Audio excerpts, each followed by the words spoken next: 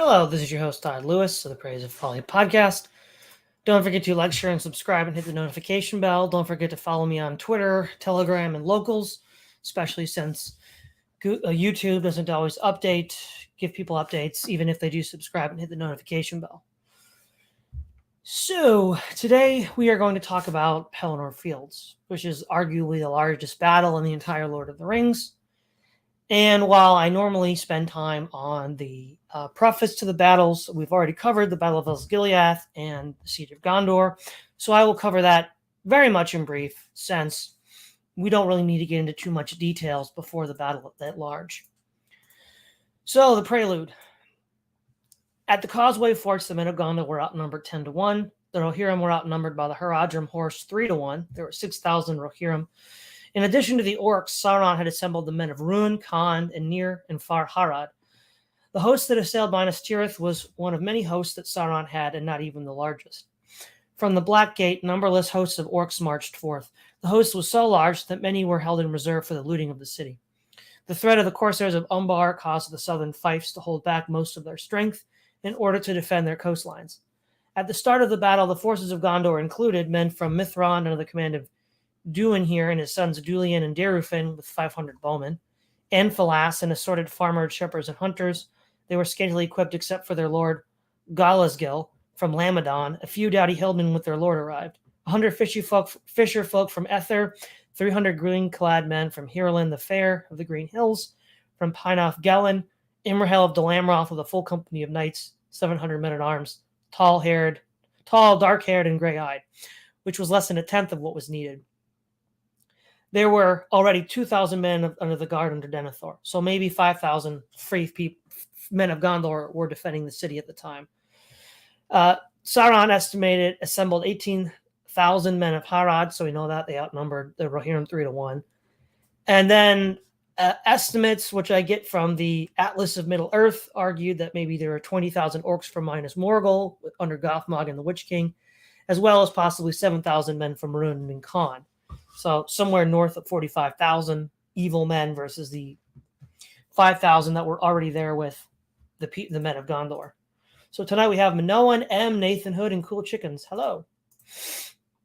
Okay, so the battle can broadly be divided into three segments.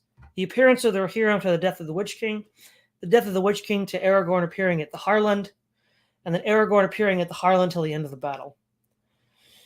So, after passing through the Wild Men's Forest, the Rohirrim were more than 7 leagues from the city of Minas Tirith and 7 leagues from the bend in the road south. Éomer recommended that the Rohirrim rest and regain strength, then set out at night and to approach the city at dawn the next day. The scouts of Rohan found 2 men from Gondor dead, one with the red arrow in hand. These messengers were fleeing westward as they fell. The one holding the arrow, though beheaded, was guessed to have been Hirgon. This meant that Denethor had no news of the aid of Rohan.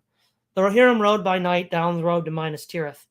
Theoden marched in the van with Elfhelm behind. The scouts reported to Theoden that the city was surrounded by great fires. The main body of the force of Mordor were engaged in the assault on the city. One, Windfara, speaking of the last words of the chief of the wild men, that the wind was changing, spoke of a sea tang in the air. Theoden said, "If true, you might come home to live in peace after these days." Theoden called the men to fulfill their oaths and to fight for Gondor. Theoden ordered Éomer to lead the first Eored and go behind him and the standard bearer in the center. Elfhelm was to lead his company to the right and pass along the wall. Grimbold was to pass to the left. The other companies were to follow behind and join the battle as they had opportunity. Theoden ordered them to strike at any concentration of enemy forces that appeared. Merry thought Theoden was right, and he would only be a burden to the riders of Rohan, which is what Theoden had said before they even left Dunharrow, that Merry would be useless to the riders and Theoden would not allow him permission. For those who've read the book as well as seen the movie, they know that Merry stows away with Darnhelm, a.k.a. Eowyn. The first orcs before the walls of the Ramos were easily scattered or slain. The first Eored drove through with Darnhelm and Merry in tow. Elfhelm went to the right and Grimbold passed through a gap in the wall further east. The city was burning and the men of Rohan feared they were too late. Yet the immediate shock of this sight was swept away by a breeze from the sea which invigorated Theoden, and he led his men forward. Theoden blew the war horn handed to him by his banner-bearer Guthloth with such strength that it shattered. The fury of Theoden was irresistible and likened to the Valar god Orome, the huntsman of old. His stories are told, of course, in the Silmarillion. With the morning and the wind from the sea, the darkness was blown away, bringing fear into the hearts of the servants of Sauron. The Rohirrim sang as they slew, they were in the joy of battle. The Witch King left the gates of Minas Tirith to counter this new threat. Theoden reached the gate to the river and turned towards the city. Elfhelm's men drove into the siege engines and destroyed them, burning the orc camps and driving them into the flaming pits. The north of the Pelennor was overrun, with the orcs fleeing to the river. Yet the battle was not won, nor the siege lifted. South beyond the road was the main force of the Haradrim, which outnumbered the Rohirrim, as I said, 3-1.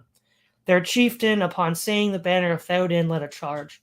The spears of the Rohirrim clashed with the scimitars of the Haradrim. Theoden and his company were irresistible and slew the Haradrim chieftain along with the standard bearer.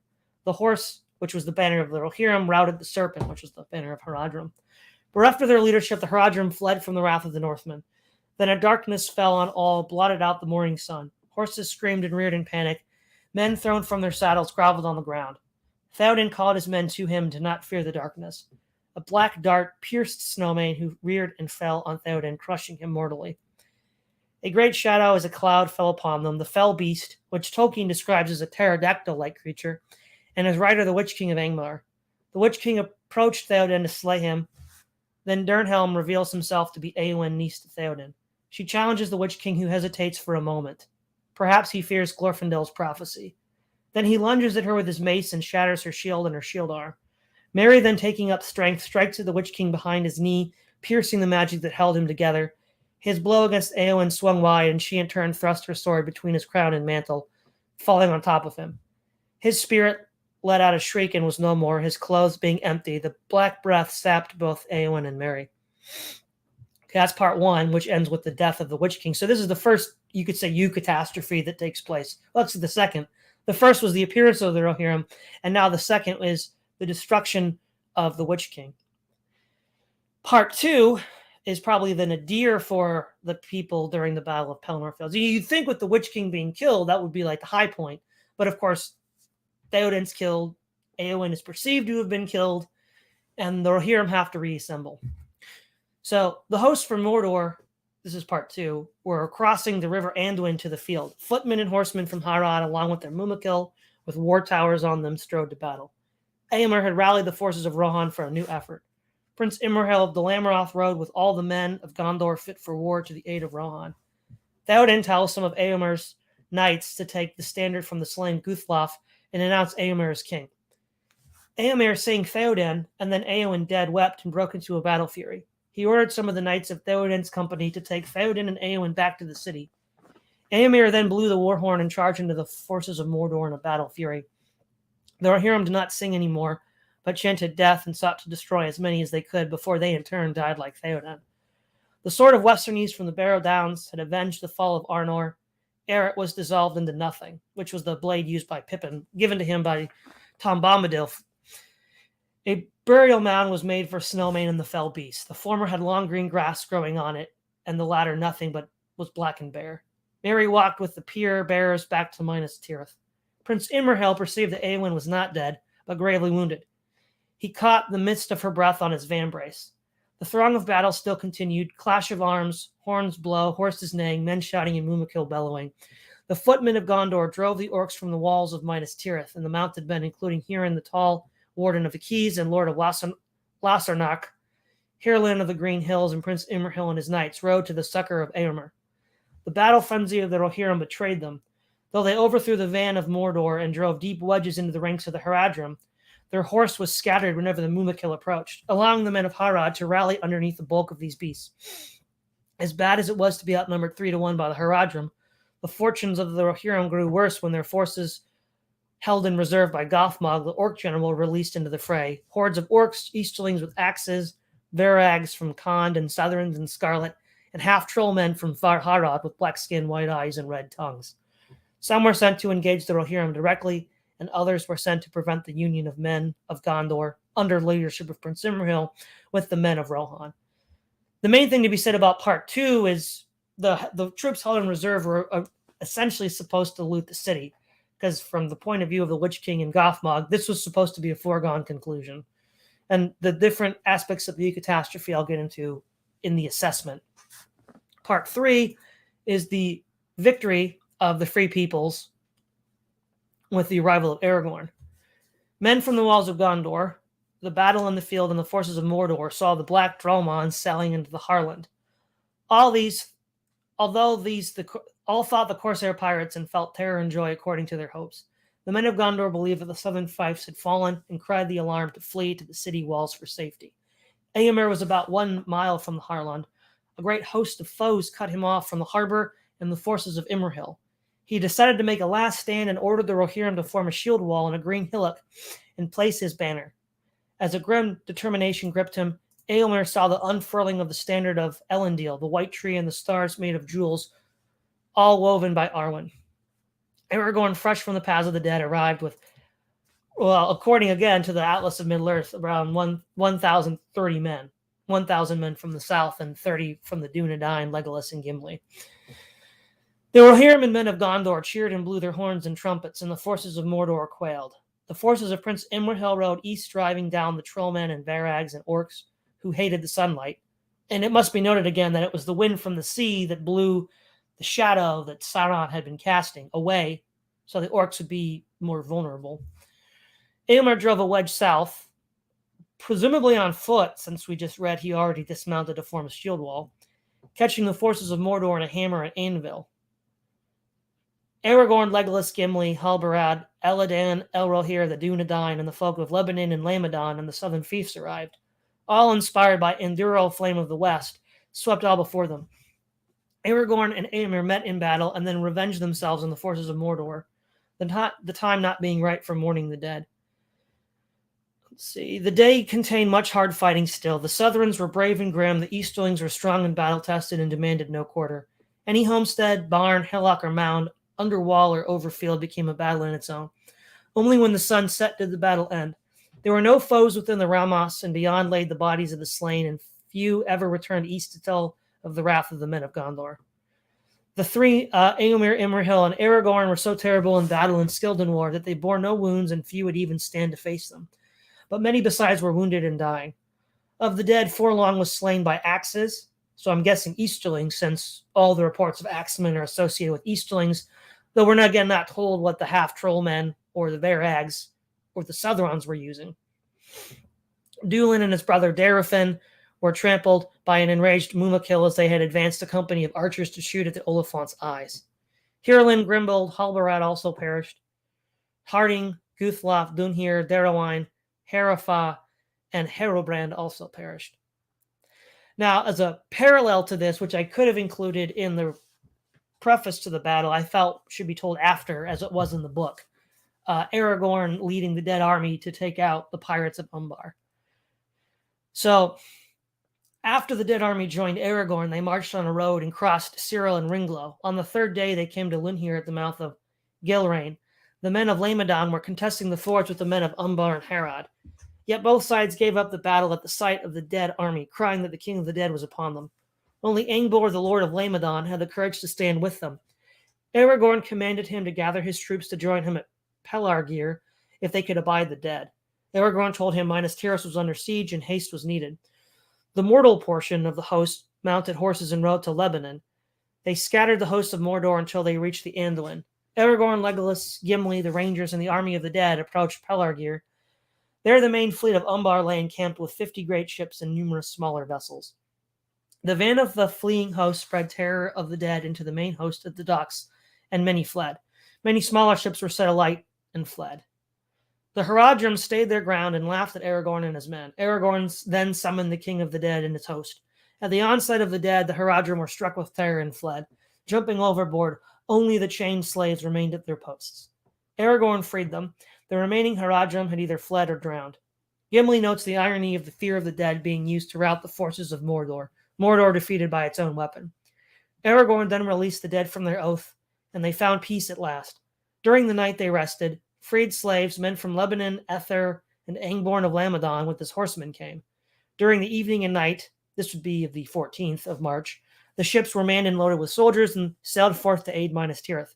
It was 40 leagues from Pelargir to Harland, a distance they crossed in a night, for any later and the city would have fallen, as Aragorn foresaw. At midnight, the craft of the seamen of Ether saw a new mine from the wind, which came into the sails, and they sped forward. The fleet appeared on the third hour of March the 15th at Harlan, where the great standard was unfurled. So there's a lot of things here. So first of all, the aftermath. Sauron's host was routed, but given Sauron's strength held in reserves, he could not be overthrown by force of arms. Sauron could beat the free peoples down after any number of sieges. The key aspect of this victory was that it allowed Aragorn to lead a host to the Black Gate to bait Sauron out of Gorgoroth, where 10,000 orcs were stationed. With the movement of this great host of orcs to the Black Gate, space and time was gained for Frodo and Sam to reach Mount Doom and destroy the ring. Now, as far as historical examples and things that we can see here, what's interesting is we read that the captain, once the captain and the standard bearer of the Haradrim was killed, many of them fled and to then reassemble. Now, this is something we see a lot with Eastern-style armies, which I think Tolkien, especially with regards to elephants, is setting up. So in antiquity, one would think of like the Persians or the Indians using elephants. And so I think that Harad is supposed to be something like Persia or India in sort of rough cultural context. And if we think of like Alexander the Great in his battles against Darius at Issus and Gaugamela, he rides directly to engage Darius to kill him. And of course, Darius flees in his flight. The rest of his host loses heart. And except for the Greek mercenaries, in each case, as well as Issus or Germanicus, they flee. And so in many ways, the Haradrim and the Easterlings are sort of like the Greek mercenaries that stand and fight. And the orcs are sort of like the Persian troops that scatter. But even the Haradrim themselves do know fear. That, for example, the dead army scared them away. And once their captain was killed, the fury of Rohan was too much for them. And so we see that this is a sort of thing that we see throughout the history in the Near East, where Western armies under the Macedonians or the Romans are able to rout larger Eastern hosts by killing or threatening their leader. Because once the charismatic leader is killed, they lose heart and flee. The other thing we see is the Tolkien's understanding of elephant warfare with the Mumakil. So, for example, I already did a video on elephants with Terminal Philosophy. Great video everyone should watch. The Battle of Ipsus, the elephants of Seleucus, which were purchased from the Mauryan dynasty in India under Chandragupta, was used to isolate Antigonus from his son Demetrius. And when being surrounded by elephants, no horses would come to their aid. And in destroying and killing him, he won the battle. So the idea, and throughout ancient history, elephants were notorious, and cavalry would not approach elephants willingly. So it's interesting that Tolkien understands this. And then the death of Dúlin and Darúfin with their bowmen to shoot at the eyes of the elephants, that was one of the key things that was used to counter them. For example, the final battle against Pyrrhus by the Romans, they do this. They shoot with bows and javelins into the eyes of the elephants to kill them or to madden them with rage. So basically Tolkien is, well up on ancient warfare. Also, the idea that the Haradrim would rally under the shadow of the beasts is consistent with accounts given in the War of Jugurtha against Marius, where with their smaller North African elephants, after routed by the Romans, would rally under their shadow, and the Roman legions would not willingly approach. So again, all of this is consistent with everything that we've studied, with everything that I've read in ancient warfare. So Tolkien is definitely well aware of all of this material. The idea that Rohan could march through the wild man's forest and attack the forces of Mordor without them knowing. Again, this goes back to the idea that terrain perceived to be impossible is often a weak point in the planning of an attacker. So Germany's panzer thrust in 1940 through the Ardennes, Washington placing artillery on top of Dorchester Heights to make New York indefensible, Robert E. Lee at Cerro Gordo in the Mexican-American War, passing through territory that Santa Anna believed impassable, and lastly, and probably most famously, Hannibal over the Alps. So the idea here is this is the one key area where Sauron did make a fatal flaw, with or without eucatastrophes in the fog of war, is he should have assumed that some path could be found into the Ramas and then into Pelennor directly, and should have guarded it. But I think partly they assumed that the city would fall, and it would have fallen without aid, that they actually were careless in the defense. So while the Ramos was indefensible by the men of Gondor, certainly strong enough to be defended by the host that Mordor had brought. The other thing that we see is that cavalry assaults in the flank are generally fatal unless you have a counter. And of course, given that most of the troops, so if we say that there was the initial onrush of the Haradrim, and then the orcs held in reserve, and then the Easterlings, and then actually the orcs already besieging the gates. Maybe 27,000 troops were in reserve, and maybe 18,000 Haradrim, and maybe 10,000 orcs already in play. So holding that reserve was essential for countering the Rohirrim, because one of the things that we see in battle throughout history is reserves are there to plug gaps as soon as a gap is formed, and so the Rohirrim have broken through, and of course the elephants are the natural counter to this. So you might argue, well, why didn't these guys have like spears or pikemen? We know Saruman used pikemen. It's recorded in the first battle of the Fords of the Eisen.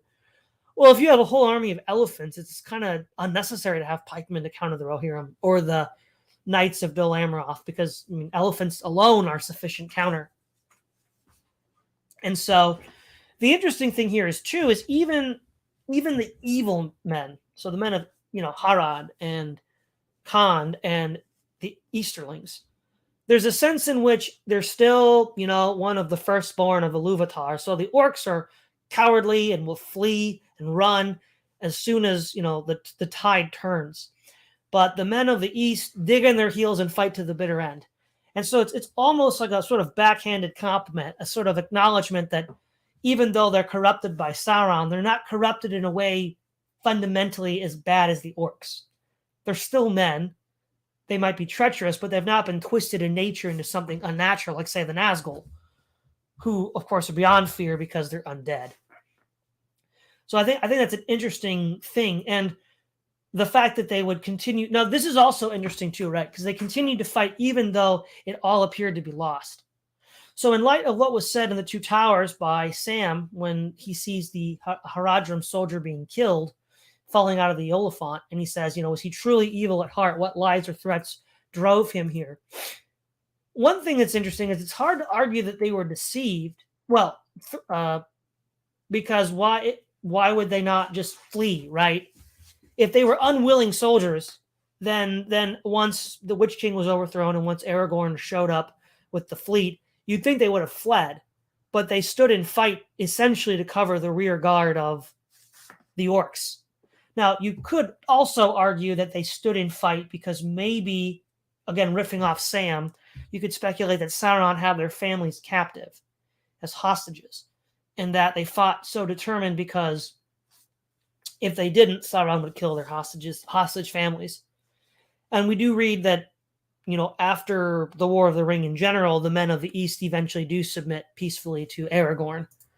So it's an interesting to speculate how that might have turned out.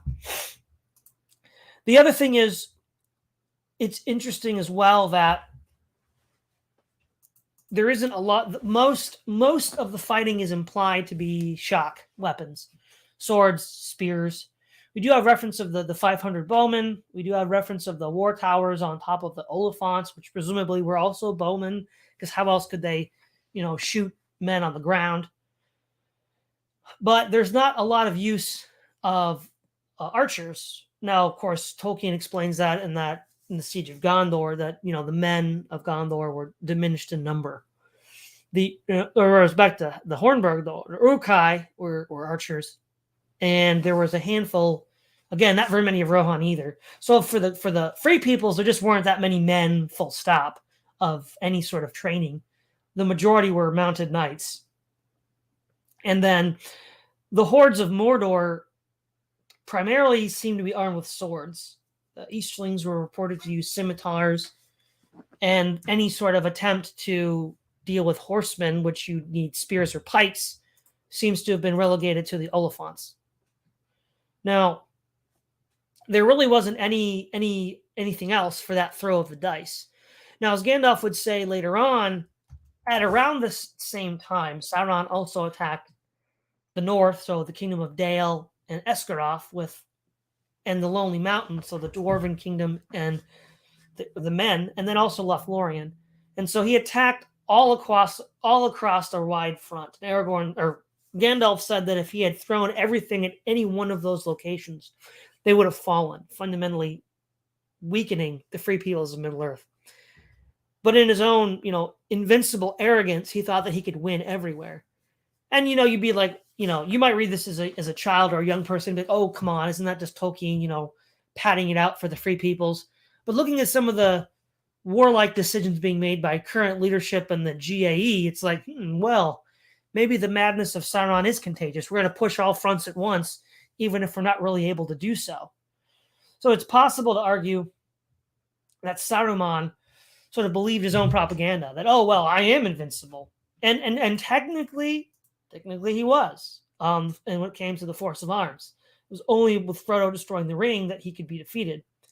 And as I mentioned in an earlier episode, I think it was the Siege of Osgiliath, that the idea that, one combatant would think only one way and not imagine an alternative, which again might seem as Tolkien writing, his own victory into it, is not terribly unreasonable. I mean, for example, again, looking at the leadership of the GAE, there's just certain things that they'll never even remotely consider, which many of us do consider and see that it's not going to end well for them. So that kind of like arrogance and pride does happen throughout history. And so Sauron is just a sort of embodiment of this. Now, given his overall strategy was to send the main force to cross the Anduin and then have the pirates not only tie down the southern fiefs, but conquer them and then meet them as a result. So, of course, his grand strategy was well conceived. It would pin down the southern fiefs so that they could not reinforce Gondor directly. He would then also have his main force cross in stages to assault the city directly. And of course, he then had to build bridges to cross it for the heavier equipment and the elephants.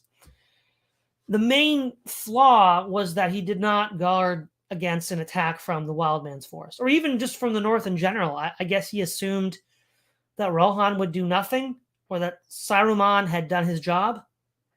Because I guess, how would he know? No, actually, Sauron would have assumed Saruman did do his job, because when Pippin looks into the Palantir, Sauron assumes that Saruman is holding out. But then, of course, Aragorn looks into it, so then you wonder, well, wouldn't he think that Rohan was defeated? So it could also be that just speed was of the essence, because the sooner he took Gondor, the sooner the war would be over. And in which case, he thought it would be unnecessary.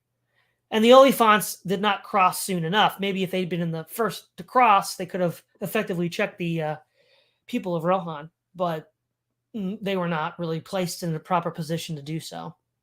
Now, the catastrophe element, of course, was the appearance of Theoden and his initial charge, which discomforted but didn't really.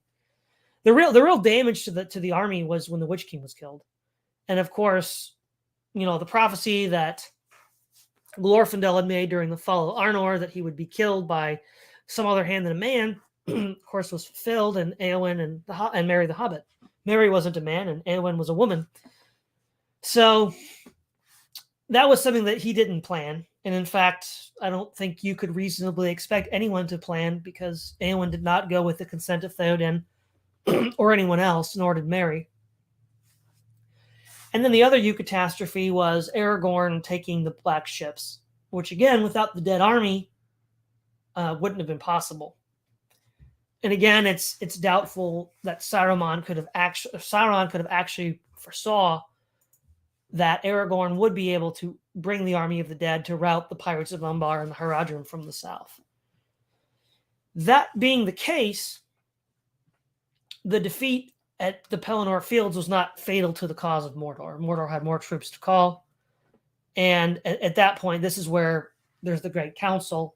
And they realize, well, if those troops stay in Mordor, then Frodo has little chance of getting to Mount Doom. We need to bait them out by making Sauron think that we're overconfident. And of course, that's for another battle. But I'll just say again that if we read these accounts of Tolkien's battles for Middle-earth, which again take a much smaller role than they do in the films, We see that he has a profound knowledge of geography, the complications of decision making in the fog of war, as well as tactics and strategy. So, the Lord of the Rings is not only a fantastic work of fiction and fantasy, it shows that Tolkien did his due diligence in those areas where he does include military combat. So let's look at the chat here. We got Adam Graham, hello. Zero World, hello. Awesome. Vingul, I had planned to break open my copy of LOTR just now, only stopping to say hello. Well, hopefully you're going to watch it, Vingul. A lot of fantasy has bad character names. Tolkien always has great names, likely due to being a philologist. Yes. Nathan C.J. Hood, a bit like Hannibal over the mountains. Yep, I do eventually get to that. Yamashita passed away through hard terrain to take Singapore as well, as I believe. Yes, he patched through the jungles, which people didn't expect. Liddell Hart equals the indirect approach. Exactly. Jacob J. Hello. All right, folks, that's all for tonight. That's the Battle of Pelennor Fields. Again, don't forget to subscribe on my Twitter or Telegram and locals to get more regular updates from the channel. This is Todd Lewis of the Praise of Folly podcast, signing off.